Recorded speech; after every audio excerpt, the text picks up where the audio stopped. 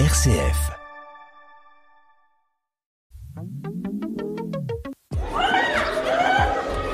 Ne laisse jamais personne te dire que tu n'es pas capable. Si tu as un rêve, tu dois le protéger.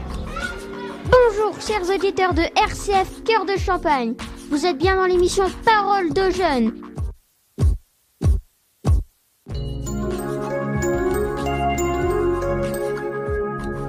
Écoutez les voix de demain. Les élèves du collège Notre-Dame de Châlons-en-Champagne prennent le micro et vous invitent à un rendez-vous captivant.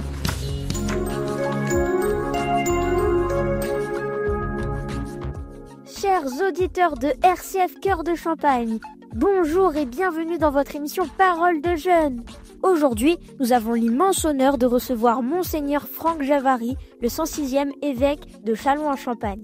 Il y a quelques semaines, il a pris ses fonctions et nous sommes ravis de lui offrir à travers cette émission l'occasion de se présenter à vous, chers auditeurs, et de partager sa vision pour l'Église de notre diocèse. Mais ce n'est pas tout, nous aurons également le plaisir d'accueillir Vincent Gillot, chef d'établissement du collège Notre-Dame de Châlons-en-Champagne. Avec lui, nous aborderons un thème essentiel, celui de l'enseignement catholique. Vous vous demandez peut-être quel est le lien entre ces deux invités ? Je vous rassure, ce ne sont pas les belles voitures, même si nos deux invités aiment les belles voitures. Eh bien, l'Église et l'enseignement sont intimement liés. L'Église a toujours eu à cœur de transmettre le savoir et d'éduquer les jeunes générations. Et l'enseignement catholique, présent dans de nombreux établissements comme le collège Notre-Dame, joue un rôle crucial dans cette mission. Alors, comment l'Église, incarnée par son nouvel évêque, envisage-t-elle l'avenir de l'enseignement catholique ? Quels sont les défis et les enjeux pour les jeunes d'aujourd'hui ? C'est ce que nous allons découvrir ensemble dans cette émission exceptionnelle.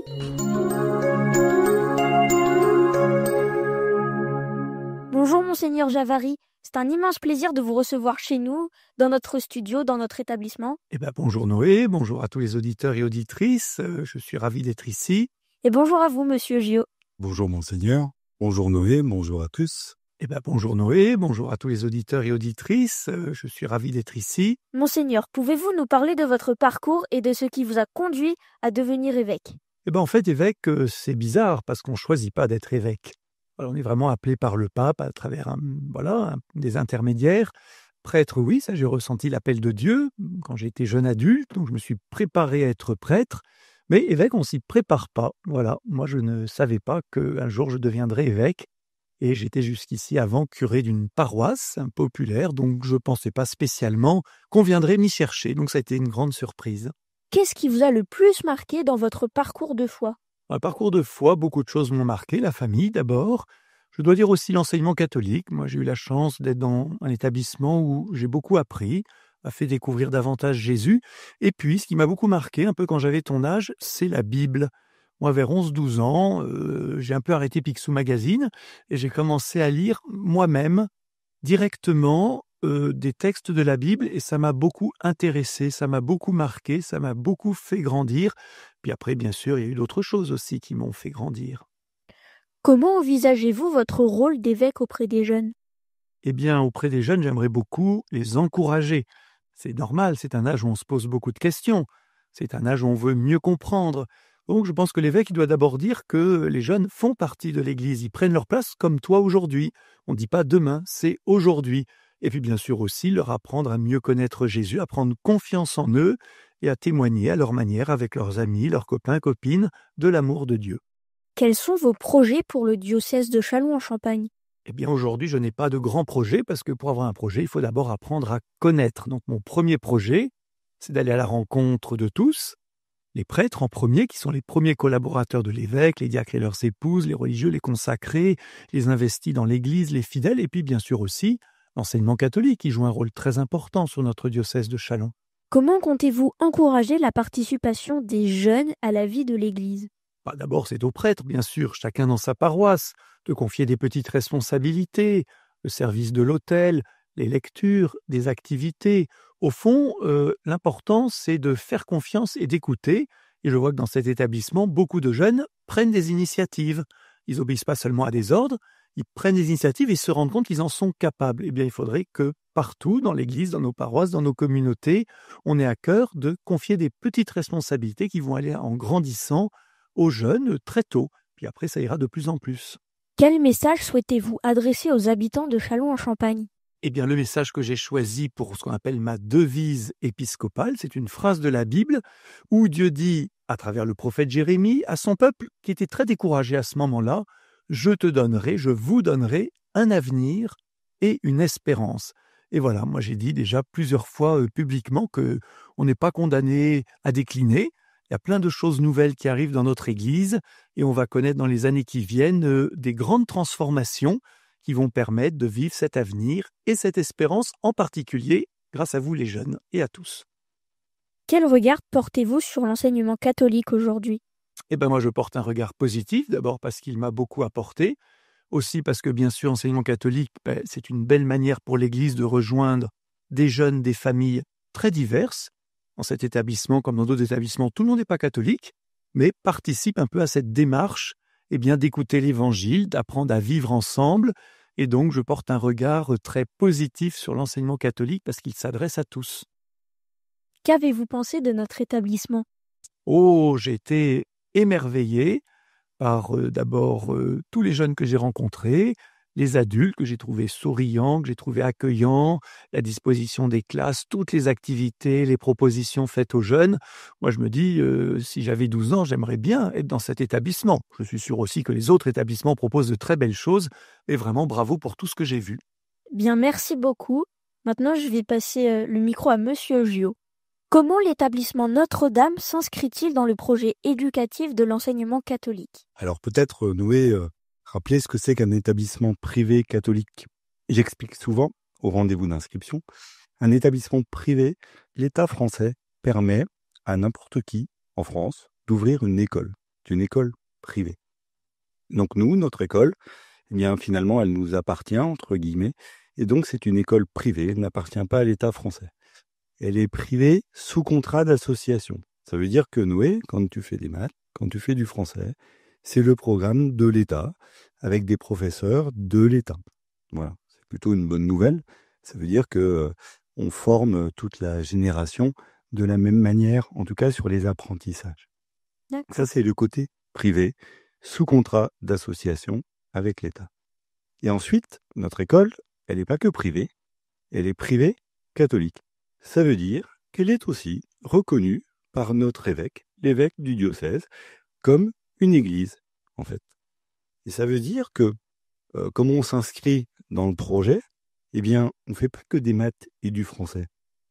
Pour nous, la personne de l'élève, mais aussi la personne de l'adulte qui y travaille, c'est important, et de permettre à chacun d'être heureux, de vivre en fraternité, de donner le meilleur, de cultiver ses talents, peut-être on en reparlera tout à l'heure, etc., etc. C'est important pour nous. Donc, quand on met tous ces éléments ensemble, une école comme la nôtre, c'est une école qui va développer, on dit l'intégralité de la personne, c'est-à-dire pas seulement son cerveau avec des outils pour apprendre, mais aussi tout son être, et si possible en relation avec les autres, en fraternité. C'est ça une école privée catholique. Donc Noé, je te redis, une école, tu sais ce que c'est, mais c'est aussi, quelque part, un morceau de l'Église. Comment répondez-vous aux défis de l'enseignement aujourd'hui? Par exemple, l'évolution des pratiques pédagogiques, l'utilisation du numérique, etc. Alors, il y a quelque chose dont je suis convaincu depuis très longtemps. Je ne suis pas un jeune professeur, ni un jeune chef d'établissement. Pourtant, j'ai une vision de l'école qui parfois paraît relativement moderne. Je suis convaincu que si on vous prépare, Noé, au monde de demain, il faut essayer d'anticiper comment le monde de demain va fonctionner pour vous donner les outils pour vivre dans ce monde. Si on vous prépare au monde de demain avec les outils d'hier, je pense sincèrement qu'on a loupé notre mission de vous préparer à ce monde. Et après ce monde, parfois il est souvent décrié, il n'est pas toujours simple le monde. Et parfois on se demande comment il évolue, est-ce qu'il évolue positivement ou négativement, mais en tout cas les jeunes qui sont dans nos établissements, vous n'en êtes pas responsables. C'est nous les adultes qui sommes en train de vous faire ce monde-là. Donc j'estime qu'on a la responsabilité de vous préparer à ce monde avec les outils dont vous aurez besoin. Parfois, ça n'est pas toujours compris. Forcément. Parce que ça demande à se remettre en cause, ça demande à ne pas comparer l'école d'aujourd'hui à l'école d'hier. Souvent, j'entends dire « Ah bah oui, de notre temps, où c'était pas comme ça ». Mais heureusement que ça a changé, parce que le monde a changé. Donc heureusement que nous, les éducateurs, les professeurs, l'Église aussi peut-être, heureusement que on change et qu'on s'adapte. Sinon, je pense qu'on a raté notre mission. Donc, effectivement, ça nous demande tous les jours à chercher des solutions pour que vous puissiez apprendre, acquérir les outils, et puis que vous puissiez grandir en humanité, en fraternité dans nos établissements. Donc tous les jours, ça nous demande une remise en question, sans cesse. Une génération, c'était 20 ans. C'est-à-dire que quand nos enfants avaient 20 ans, il y a de nouveaux enfants qui arrivaient, ou ils avaient des enfants, et on changeait de génération. Aujourd'hui, une génération, c'est presque tous les 3-4 ans. Ça veut dire que dans 2 ans, 3 ans, les enfants que je vais inscrire en 6e, ils seront déjà plus comme toi. Ils auront déjà des choses différentes. Donc on doit garder à la fois le meilleur de l'ancien, mais aussi inventer de nouvelles choses pour vous préparer. Et puis je partageais avec Monseigneur tout à l'heure qu'aujourd'hui, les élèves n'obéissent plus. Alors toi, je sais que tu obéis à tes parents, enfin, j'espère, tu nous diras, mais Oui. hors micro. Mais en tout cas, je pense que les élèves n'obéissent plus. Les élèves aujourd'hui, ils ont besoin de faire, de se rendre compte que ce qu'ils font, finalement, c'est bien, pour prendre confiance, et donc pour qu'ils acceptent de faire, ou qu'ils acceptent de mettre de l'énergie ou des efforts dans leurs apprentissages et dans tout ce qui est nécessaire pour eux vivre à l'école, eh bien, il faut qu'ils comprennent à quoi ça sert et quel sens ça a. Et c'est ça, en fait, notre mission. Comment travaillez-vous en lien avec les familles et la paroisse? Le lien avec les familles, il est quotidien. Je ne sais pas si tu te souviens du rendez-vous d'inscription, Si. mais en tout cas, ce qui est important dans nos établissements, et ce qui est important pour moi, c'est que aucune famille ou aucun élève ne rentre dans les établissements sans être passé par le rendez-vous de préinscription, qu'on se soit parlé, qu'on ait visité, qu'on ait présenté, que tu aies fait le tour des locaux, peut-être que tu sois venu aux portes ouvertes, etc. Donc le lien, il commence déjà dès le premier jour où tu te présentes à l'accueil pour t'inscrire. Il commence là, le lien. Et le lien, il est indispensable, parce que si on ne travaille pas avec les parents, avec nos élèves, avec les adultes et entre nous, on n'y arrivera pas. Il faut que tout le monde soit ensemble pour pouvoir avancer. Et puis le lien avec la paroisse, il se fait aussi avec l'animateur en pastoral scolaire, Monsieur Dimier, et puis notre prêtre référent, Don Jérôme, que tu vois dans la cour régulièrement.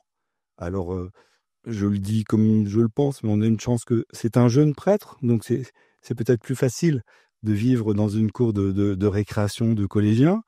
Quand Don Jérôme vient parmi vous, maintenant vous connaissez à le reconnaître. L'autre jour, c'est une petite image, mais il est venu présenter son métier. Donc il a fait partie de l'établissement et partie d'un processus qui est l'orientation. Donc si tu veux, le lien avec l'Église, le lien avec les paroisses, il passe à travers notre quotidien et de se parler tout le temps entre l'Église, l'école, l'Église et bien sûr les parents et les enfants. Nous arrivons au terme de cette émission exceptionnelle. Merci à vous, Monseigneur Javary, à vous, Monsieur Gio, pour vos éclairages passionnants sur l'Église et l'enseignement catholique, ainsi que les défis de la jeunesse. Nous avons entendu un appel à l'engagement, à l'ouverture et à l'espérance. Que cette émission soit une source d'inspiration pour tous et qu'elle nous encourage à construire ensemble un avenir meilleur pour notre diocèse et pour notre société. Merci à tous nos auditeurs de nous avoir rejoints et à bientôt pour de nouvelles paroles de jeunes.